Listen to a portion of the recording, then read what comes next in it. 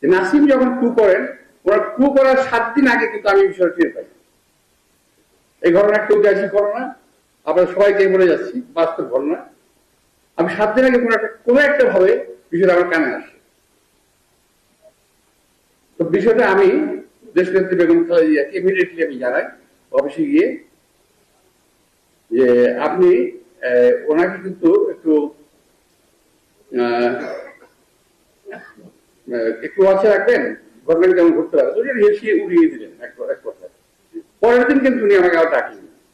ডাকার পর আমাকে বললেন যে আচ্ছা, তুমি যে আমাকে কথা বলেছো এই কথা কি আর কাউকে বলছো নাকি? আমি বললাম যে না।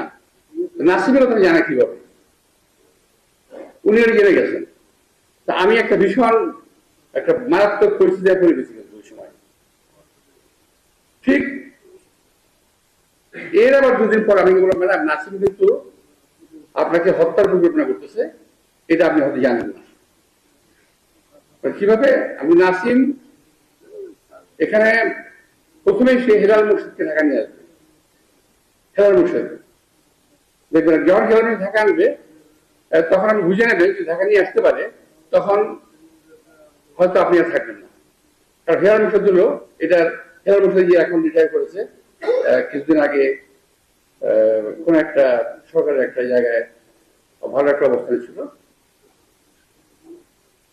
তো হলো তাই, হেলাল মুর্শিদ সাহেবকে আনার ব্যবস্থা করা হয়ে গেল। কে বেরো ঠিক তখনই কিন্তু নাসিম কু করে ফেলেছে এবং ঘোষণা দিয়ে ফেলছে। রহমান সাহেব তখন বঙ্গভবনে, তো ওনার কাছে কিছু একটা কাগজ নিয়ে গেছিল বোধহয় সই করার জন্য, উনি এটা করবেন না। উনি সঙ্গে সঙ্গে ওনাকে ম্যাডামের সঙ্গে পরামর্শ করে ওনাকে কি করলেন, টার্মিনেট করলেন। টার্মিনেট করার পর ওখানে অবস্থান দেওয়া হলো আমাদের জেনারেল মাহবুব সাহেবকে। আবার এই মাহবুব সাহেবকে যখন করা হয়, তখন আমরা ম্যাডামকে নিয়ে আমি, জেনারেল শওকত আলী, ডক্টর মঈন খান এবং আরো বিএনপি নেতৃবৃন্দ, আমরা এই মুর্শিদ খানের একটা অফিস ছিল এখানে কাকরাইলে, ওখানে গিয়ে আমরা অবস্থান নেই। ম্যাডামকে একটা জায়গায়, একটা সেফ জায়গায় আমরা রাখার চেষ্টা করি, আমরা গাড়ি নিয়ে বাইরে পাড়া দিই।